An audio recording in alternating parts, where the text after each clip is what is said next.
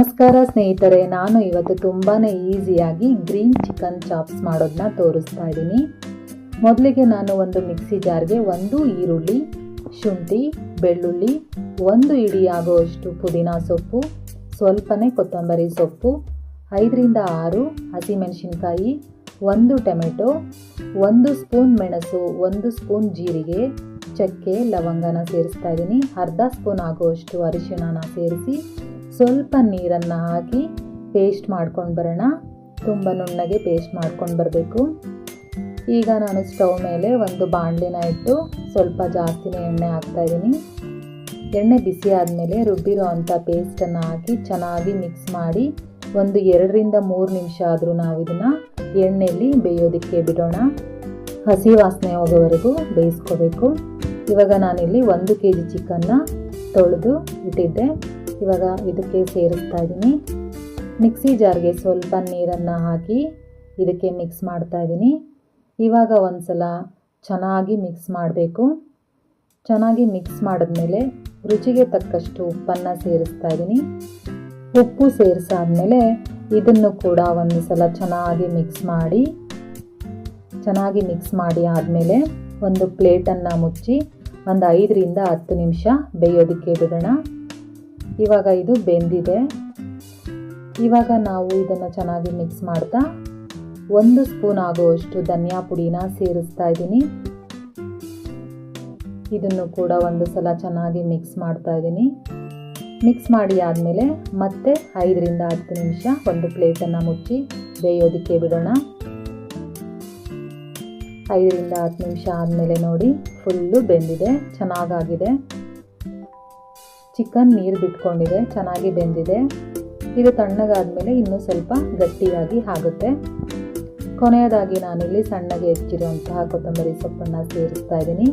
ಇದನ್ನು ಕೂಡ ಚೆನ್ನಾಗಿ ಮಿಕ್ಸ್ ಮಾಡಿ 1-2 ನಿಮಿಷ ಬೇಯೋದಕ್ಕೆ ಬಿಟ್ಟರೆ ಚಿಕನ್ ಗ್ರೀನ್ ಚಾಪ್ಸ್ ರೆಡಿನೇ ಆಗೋಯ್ತು.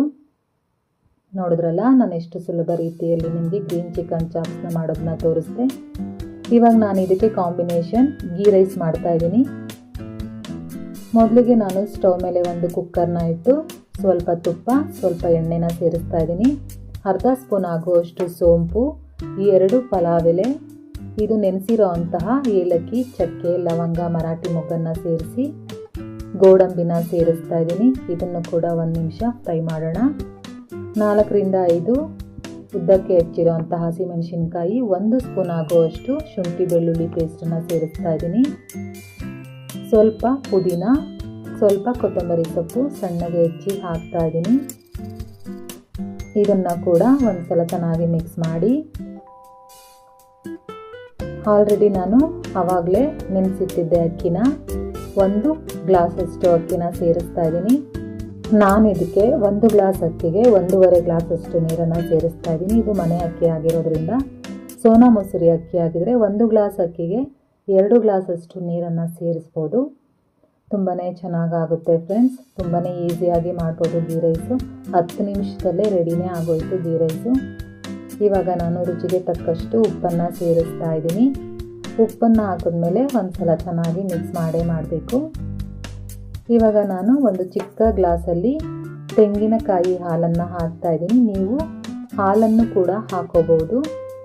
ಇದನ್ನು ಕೂಡ ಚೆನ್ನಾಗಿ ಮಿಕ್ಸ್ ಮಾಡಿಬಿಟ್ಟು ಕುಕ್ಕರ್ ಮುಚ್ಚಳನ ಮುಚ್ಚಿ 1 ವಿಷಲ್ನ ಕೂಗಿಸ್ಕೊಳ್ಳೋಣ. 1 ವಿಷಲ್ ಆದಮೇಲೆ ನೋಡಿ ಫ್ರೆಂಡ್ಸ್, ಎಷ್ಟು ಚೆನ್ನಾಗಾಗಿದೆ ಗೀ ರೈಸು. ತುಂಬಾ ಚೆನ್ನಾಗಾಗಿತ್ತು. ಗ್ರೀನ್ ಚಿಕನ್ ಚಾಪ್ಸ್ ಜೊತೆಲಿ ಗೀ ರೈಸ್ ಹಾಕ್ಕೊಂಡು ತಿಂತಾಯಿದ್ರೆ ಸಖತ್ತಾಗಿರುತ್ತೆ. ನೀವು ಒಂದ್ಸಲ ಟ್ರೈ ಮಾಡಿ. ನಿಮಗೆ ಈ ರೆಸಿಪಿ ಇಷ್ಟ ಆಗಿದೆ ಅಂತ ತಿಳ್ಕೊತೀನಿ. ದಯವಿಟ್ಟು ಈ ವಿಡಿಯೋಗೊಂದು ಲೈಕ್ ಮಾಡಿ, ಶೇರ್ ಮಾಡಿ, ಕಮೆಂಟ್ ಮಾಡಿ, ಸಬ್ಸ್ಕ್ರೈಬ್ ಮಾಡೋದನ್ನು ಮರಿಬೇಡಿ. ಹೀಗೆ ನನಗೆ ಸಪೋರ್ಟ್ ಮಾಡಿ ಅಂತ ಕೇಳ್ತಾ ಧನ್ಯವಾದಗಳು.